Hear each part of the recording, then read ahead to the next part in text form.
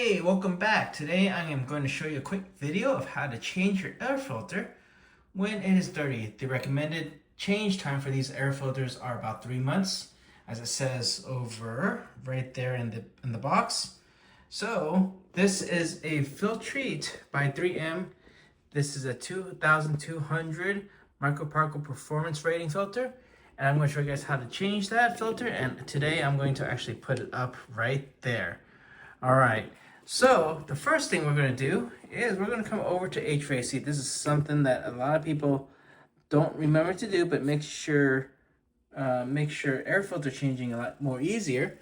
I'm going to come in here and I am going to, I believe it's this button, go to my fan setting and turn it on for 15 minutes right there.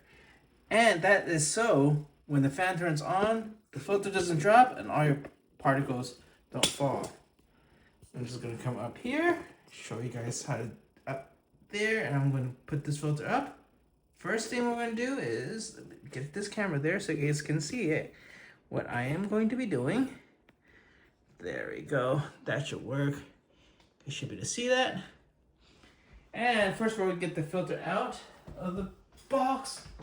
We're going to come up here and we're going to just take these two tabs right here and open this right here.